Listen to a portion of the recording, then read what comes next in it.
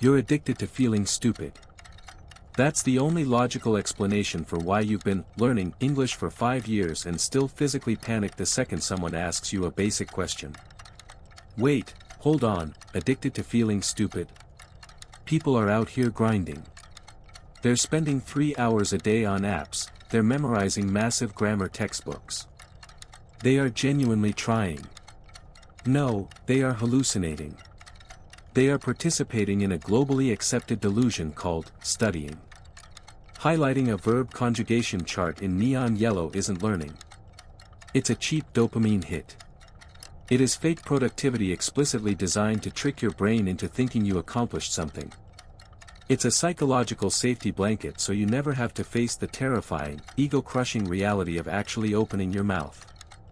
So you're saying the entire multi-billion-dollar language learning industry, every street-based app, every certified class, is basically an elaborate scam just to keep us comfortable? I'm saying you are actively paying them to keep you muted. And in exactly 90 seconds, I am going to completely ruin your favorite study habit forever. But before I tear down your safe little routine, you need to understand the sick, invisible trap your own brain sets the exact microsecond you try to speak. Let's dissect the exact anatomy of your humiliation. Picture it. You are standing in a perfectly normal situation. A job interview, a client call, or maybe you're just ordering a coffee. A native speaker asks you a question. It's not a complex philosophical inquiry. It's something painfully simple. And what happens? Your brain doesn't instantly reach for the English you've spent thousands of hours studying. It immediately retreats, like a coward, into the warm, maternal embrace of your native language. Well, yeah, because that's where the complex thoughts live. How else are you supposed to formulate an intelligent, impressive answer? You think the thought in your mother tongue, you find the right words, and then you speak. It's completely logical. It's a cognitive death sentence. It is the absolute destruction of charisma. Let me walk you through the exact timeline of your failure, microsecond by microsecond. Second 1, they finish speaking. Second 2, you translate their English input into your native tongue. Second 3, you draft a Pulitzer Prize-winning, highly sophisticated response in your head. Second 4, you scramble frantically through your mental dictionary to translate that masterpiece back into English. Second 5, disaster strikes. You realize you don't know the English equivalent for a nuanced word like overwhelmed or synergy. Panic sets in. Cortisol floods your bloodstream. Your heart rate spikes. Second 6, you finally open your mouth to salvage the situation, and what comes out? I, go, do, good. You sound like an absolute caveman. Okay, wow. That hit a little too close to home. That is exactly what it feels like. You feel your face getting hot, the sweat on your neck.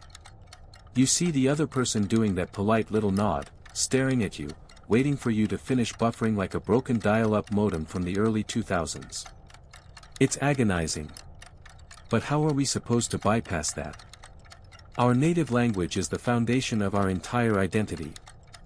In the context of fluency, your native language is a parasite. It is a middleman aggressively taxing your processing speed until you go intellectually bankrupt. Think about human instinct. When you accidentally touch a burning hot stove, do you pause and think to yourself, my pain receptors are indicating excessive thermal radiation, I should quickly retract my hand? No. You rip your hand back instantly. It is a pure, unfiltered reflex. But with spoken English, you are intentionally forcing every single word through a highly inefficient, bureaucratic customs checkpoint in your brain. And the ultimate tragedy here? You know the vocabulary. If I locked you in a room and gave you a written multiple-choice test right now, you'd score a 98%. Exactly.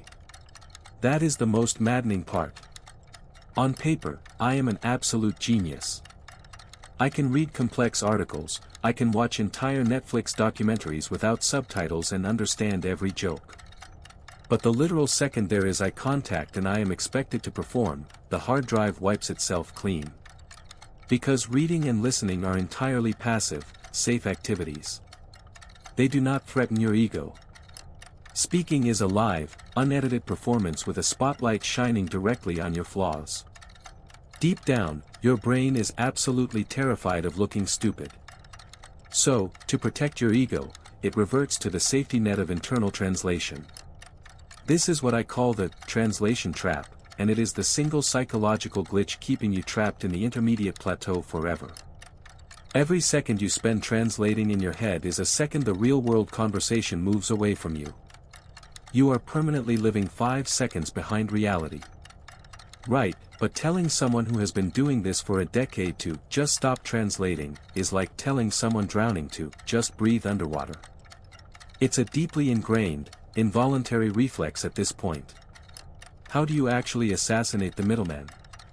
Do we just need to force ourselves into more awkward conversation practice? More conversation practice is completely useless if you are practicing the wrong neurological pathway. If you just practice translating faster, you are still translating. You are just becoming a highly efficient failure. You do not need to practice speaking right now. You need to practice reacting. You need to surgically sever the connection between your optic nerve and your mother tongue. Surgically sever the connection. That sounds insanely dramatic. And highly illegal. It's psychological surgery, and it is the only way out of the trap. Listen to me very carefully, because this is where 99% of learners click off and go back to their comfortable failure. The reason you freeze is not a lack of vocabulary. It is a severe lack of direct conceptual mapping. When a toddler learns the word water, they don't map the word water to another word in a dictionary. They map it directly to the clear, wet liquid that quenches their thirst. Concept directly to sound. Boom. Done. Instant reflex. You, as a corrupted, overeducated adult, map the concept of the liquid to your native word, and then desperately try to map your native word to the English word, water. You have built a massive bridge with a toll booth right in the middle, and you are paying a massive hesitation toll every single time you part your lips. That makes a terrifying amount of sense. We are essentially voluntarily lagging our own brains. So, if studying grammar rules doesn't fix the lag, and memorizing thousands of flashcards just adds more toll booths, what actually blows up the bridge? How do we destroy the middleman for good? We have to forcefully install a psychological virus into your daily routine. Something so microscopic, so relentless, and so deeply irritating that your brain has absolutely no choice but to adapt or go completely crazy. It requires 0 textbooks. It requires 0 money. But it requires an absolutely psychotic, uncompromising level of consistency for exactly 7 days. If you break the rule on day 3, the virus dies, and you reset to 0. A psychological virus. Psychotic consistency. Okay, you've got my heart rate up. I'm slightly terrified, but I'm not going anywhere. What is this brutal 7-day protocol? I call it the environment override. And if you actually have the discipline to execute it, your brain is going to physically hurt for the first 48 hours. It will feel like an exhausting mental workout that you are failing. But on day 5, something highly illegal feeling is going to happen. That loud, translating internal voice will just, shut up. And you will speak before you even realize you are speaking. But to trigger this, we have to weaponize your immediate physical surroundings against you right now. Alright, I am braced. The bridge is rigged with explosives. What is the environment override? Give me the exact, brutal blueprint. How do I weaponize my own surroundings against this lag in my brain? Tea starts tomorrow morning. And I mean the exact, literal millisecond your eyes open. Before you check your phone, before you stretch, before your brain has time to boot up its comfortable native language operating system. You open your eyes, you look up, and you violently force the English word into your mind ceiling. You look down blanket. You look to your right window. You do not allow the native word to form. If you look at the door and your brain whispers the word in Hindi, Spanish, or Mandarin first, you have failed the repetition. You must aggressively overwrite it. Door. Handle. Floor. Slippers. Wait, hold on. This is the big, highly illegal psychological virus. Naming household objects. That sounds like a kindergarten exercise. How does looking at my bed and thinking, bed, prepare me for a high-stakes corporate presentation or a complex argument? It feels incredibly basic. That arrogant assumption right there is exactly why you are still stuck. You think you are above the basics, yet you stumble when someone asks you what you did on the weekend. Listen to the underlying mechanism. You are not practicing vocabulary. You are brute-forcing a new synaptic pathway.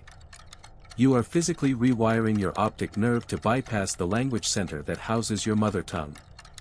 By demanding that your brain produce the English label for immediate visual stimuli, you are starving the middleman of oxygen. You are creating a direct, closed-circuit loop. See object. Retrieve English. Done. Okay, I understand the theory of the closed-circuit loop. But let's talk about the real-world execution.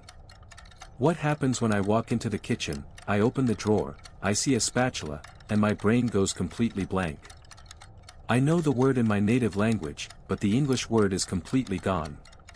Do I pull out my phone and translate it? Because that feels like breaking the rule. Do not even look at your phone. The second you open a dictionary app, you have invited the middleman back into the room. If you do not know the exact word, you use the circumlocution survival tactic. You describe its function using the English words you do possess. You look at the spatula and you force the thought plastic tool for flipping eggs. You look at the colander and think metal bowl with holes for water. Plastic tool for flipping eggs. You want me to intentionally sound like a toddler? That is humiliating. My ego is screaming just thinking about doing that. Good. Let your ego scream until it loses its voice. Your ego is the disease. You are a toddler in this language right now. Accept it. Embracing that humiliation privately is the only way to avoid it publicly. When you force your brain to navigate around a missing word using only English, you are building conversational elasticity. You are training your brain not to panic when a specific vocabulary word evaporates under pressure. You just dynamically reroute. That is true fluency. Fluency isn't knowing every word in the dictionary.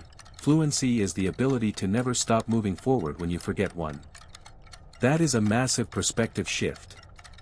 Fluency is the ability to never stop moving. Wow. Okay, so I am waking up, I am aggressively labeling my environment, I am navigating around missing words like a toddler. But you said this was going to hurt. You said the first 48 hours would be physical pain. Why? It just sounds mildly annoying. Because by hour 4, you are going to escalate to phase 2, the Psycho-Monologue. Naming static objects is just the warm-up. By the time you start making your coffee, you are no longer just naming nouns. You are narrating your physical actions in real time, in the first person, continuously. I am turning the faucet. The water is running. I am pouring the beans. The machine is loud. I am drinking the coffee. It is hot. You run this relentless, running commentary inside your head for 5 uninterrupted minutes.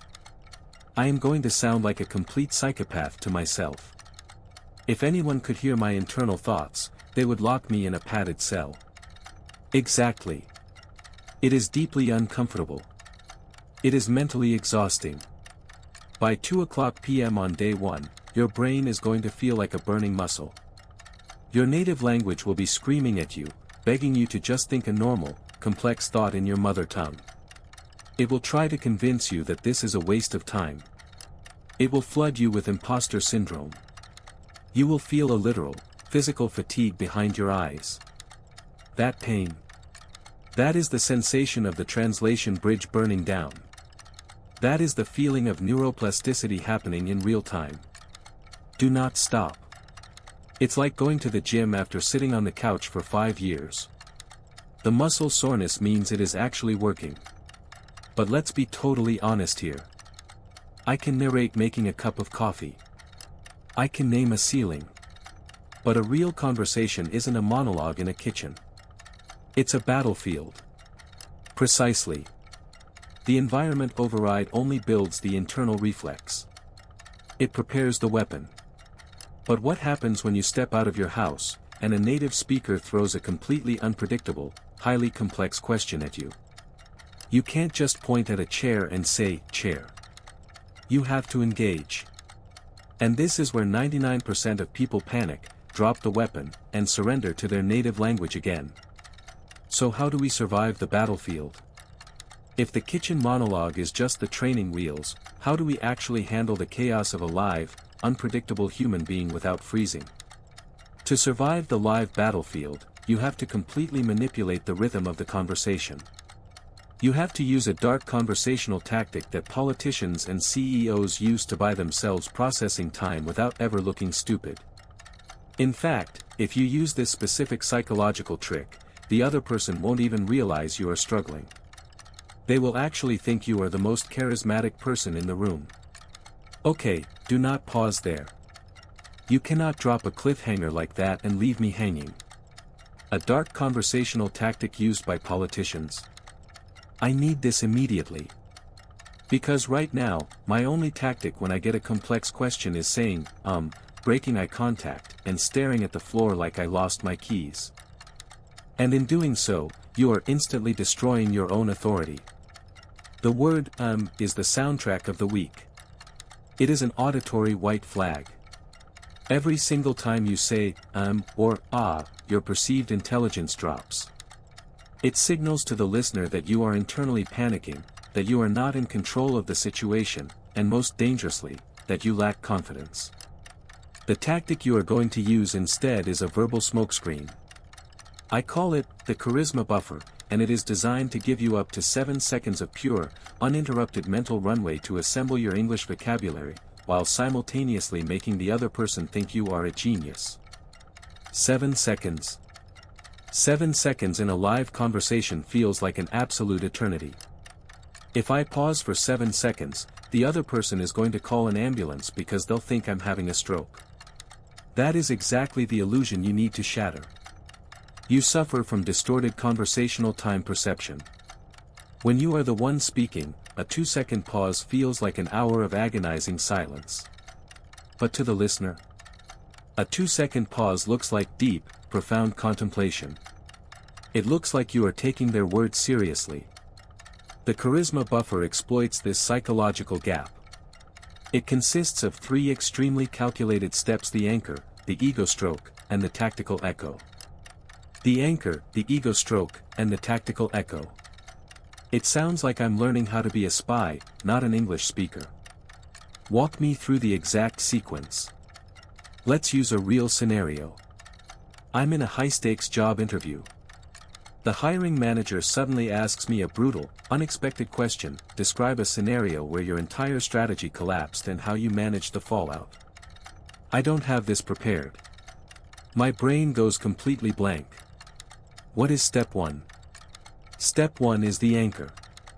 The literal millisecond the question ends, your instinct will be to panic, gasp for air, and immediately start blurting out broken words just to fill the silence. You will actively suppress that instinct. Instead, you close your mouth. You maintain unbroken, relaxed eye contact. You take one slow, deliberate breath through your nose. You hold the silence for exactly 2 seconds. This establishes absolute dominance. You are not rushing. You control the pacing of this room. Okay, taking a breath. I can do that. It feels terrifying to just stare at them in silence, but I understand the power dynamic. What happens at second number 3? Second number 3 is the ego stroke. You are going to weaponize human narcissism. Every human being on Earth desperately wants to feel like they asked a brilliant, insightful question.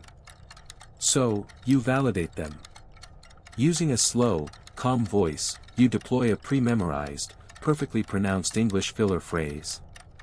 You say, that is a fascinating perspective, or, that is a really critical question. Wait, so I am just flattering them?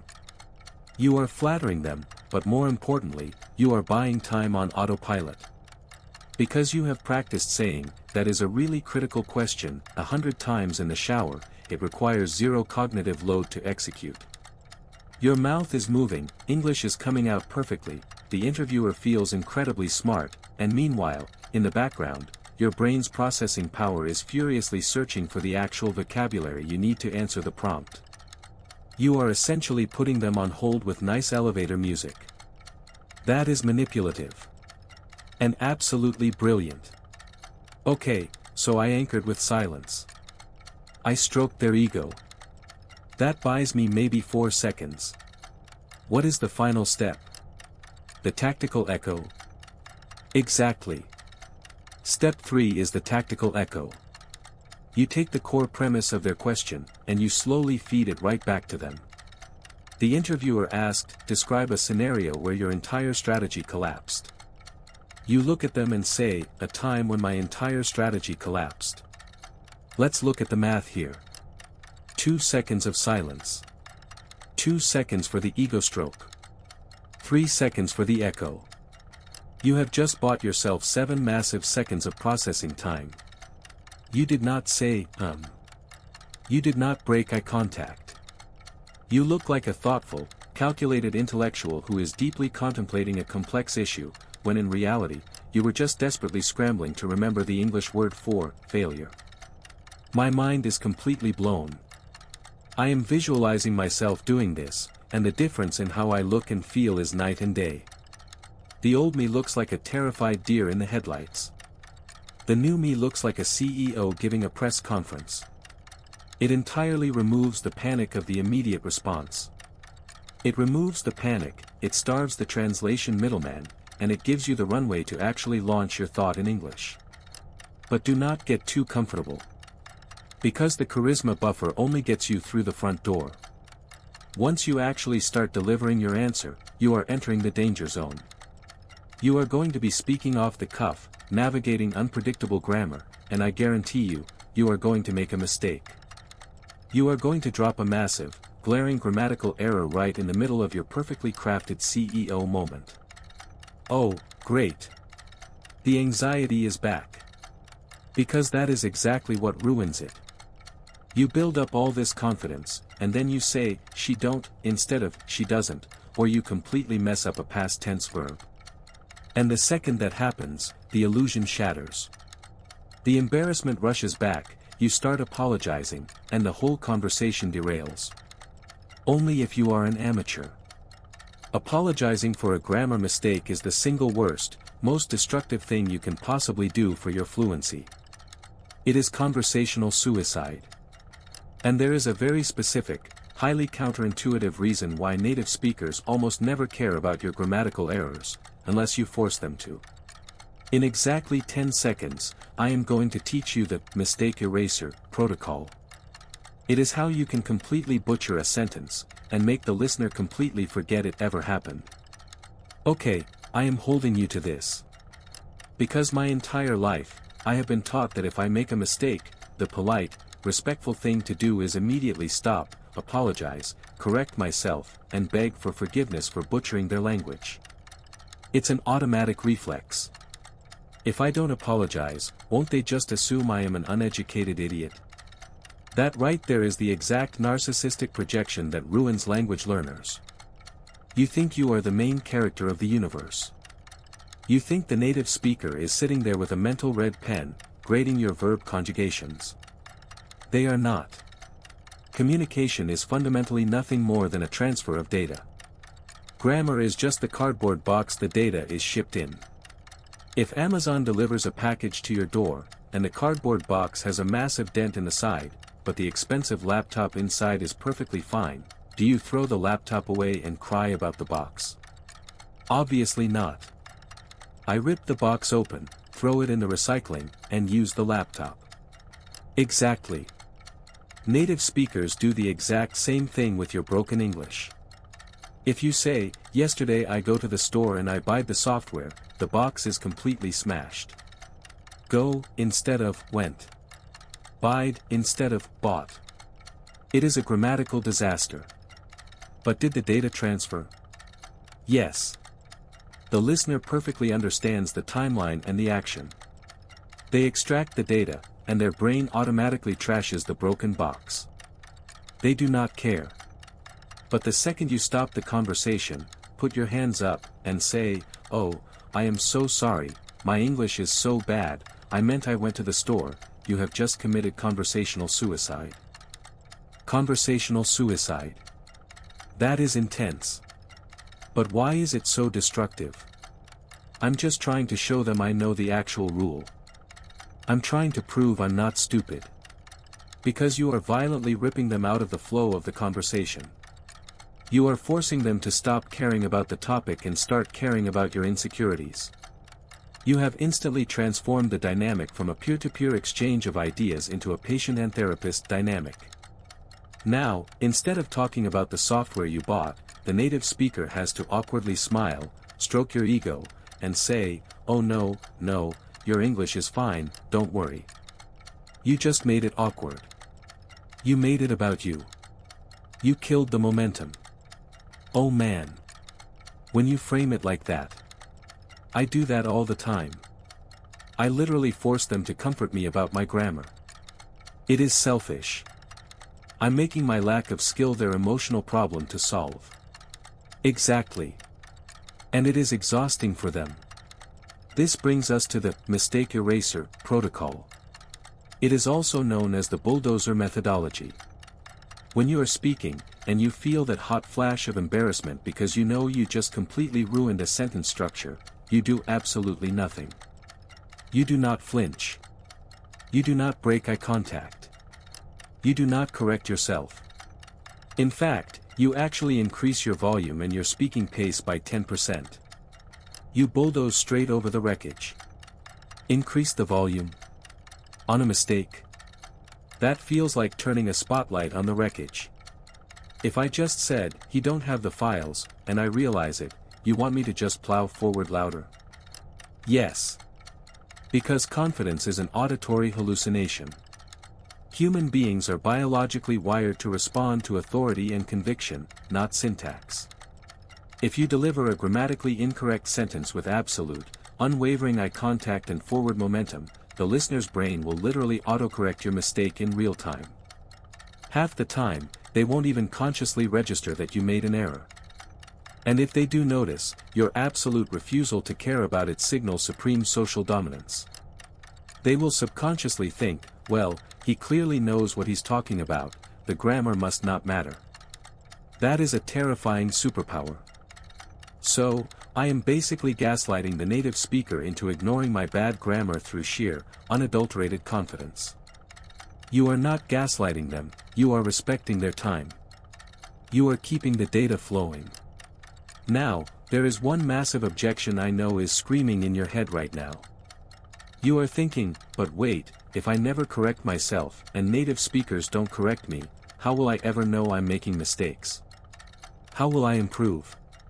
Won't people secretly judge me?" Yes. That is literally exactly what I was thinking. If everyone is just politely ignoring my smashed boxes, aren't people going to talk behind my back? Someone is judging me. I can feel it. Someone is judging you. But it is never the native speaker. This is the darkest, most unspoken secret in the entire language learning community. I need you to brace yourself for this, because it is going to make you furious. Native English speakers are thrilled that you are even trying to speak their language. They are entirely forgiving. The only people on planet Earth who are actively judging your English, mocking your accent, and hyperfixating on your grammatical flaws, are other non-native speakers.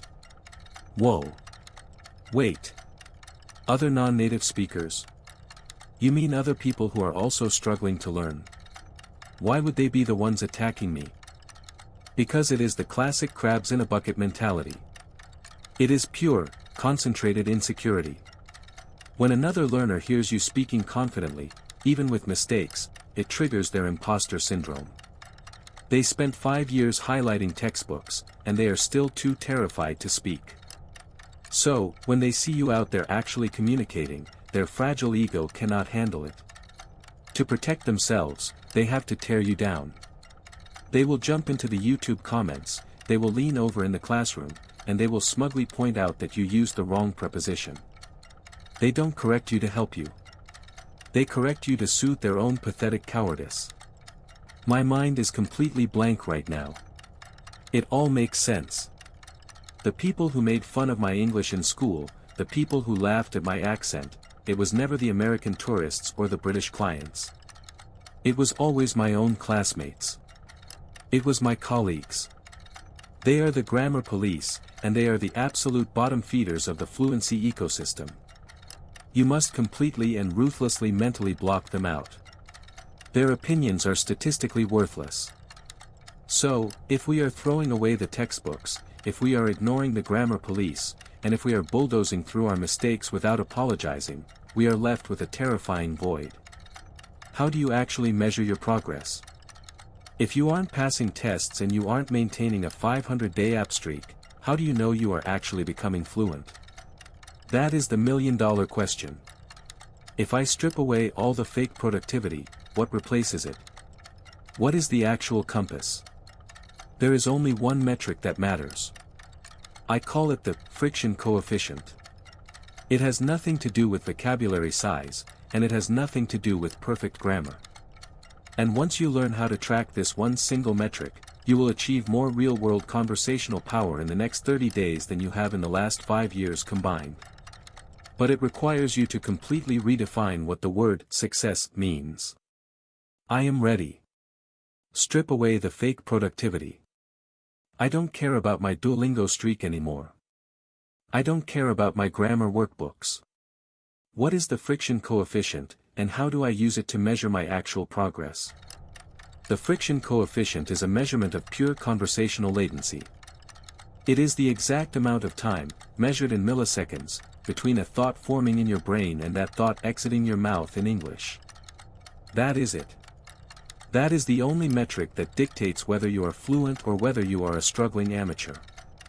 It is not about the complexity of the words you use.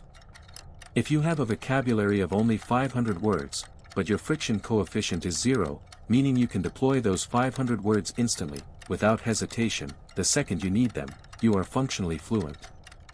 You will survive any room. You will negotiate deals. You will make friends. But if you have a vocabulary of 10,000 words, and your friction coefficient is 3 seconds because you are constantly buffering, translating, and panicking, you are functionally useless in a live environment. You are a walking dictionary with a broken search engine. A walking dictionary with a broken search engine. That is, brutally accurate. So, my entire goal shouldn't be adding more words to the dictionary. It should be fixing the search engine. I need to reduce the friction. But how do I actually track that? It's not like I can walk around with a stopwatch every time I have a conversation. How do I know if the latency is actually dropping? You track it through physical exhaustion. This is the final, most extreme phase of the protocol. I call it the shadow boxing test. Once a week, you lock yourself in a room where absolutely no one can hear you. You pull up a random, highly controversial topic generator on your laptop. It could be about artificial intelligence or the economy. You hit generate. You read the prompt. And you immediately, without a single second of preparation, force yourself to speak out loud about that topic for exactly 2 uninterrupted minutes. 2 minutes straight. Unrehearsed. About a random topic. My brain would literally shut down after 15 seconds. I would just be standing there making weird noises. Exactly. And that failure is your baseline measurement.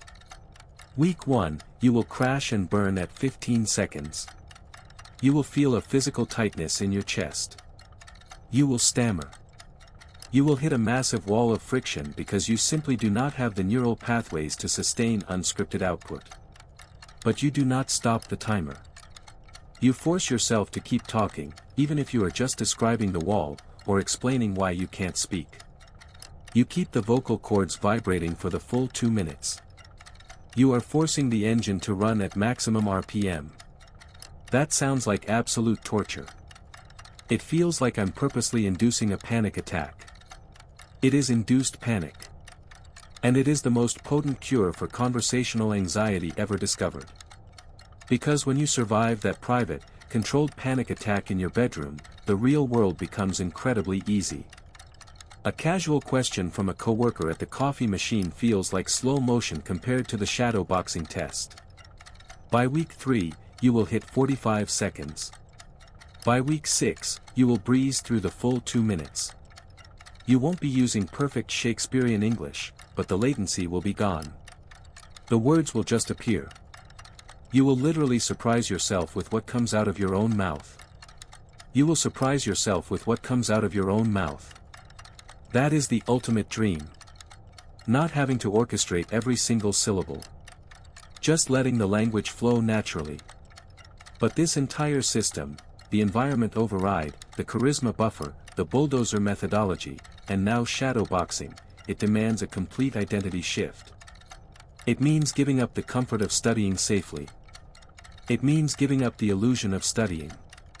It means stepping out of the simulation and entering reality. The multi-billion-dollar language industry wants you to stay in the simulation.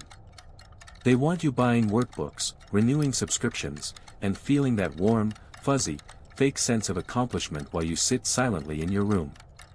They profit heavily from your hesitation. Every time you buy another grammar course instead of opening your mouth and risking embarrassment, a CEO buys a new yacht. You are funding their luxury lifestyle with your insecurity. When you put it like that, it actually makes me angry. I have wasted so much time. I have wasted so much money trying to buy confidence, when confidence was just a byproduct of aggressively making mistakes and refusing to apologize for them. Let the anger fuel the transition. You have a choice to make right now, at the exact end of this conversation. You can close this video, open your notebook with the highlighters, and spend another 5 years trapped inside the translation trap. You can remain the smartest person in your own head, and a completely silent ghost in the real world. Or, you can burn the bridge. You can accept the humiliation. You can start weaponizing the English language tomorrow morning the exact second you open your eyes. The ceiling. The blanket. The window. No translation. No middlemen. No apologies. The English language does not belong to the textbooks. It does not belong to the grammar police. It is a tool of pure leverage, and it belongs to whoever has the absolute audacity to speak it the loudest. The latency drops today. The simulation ends right now.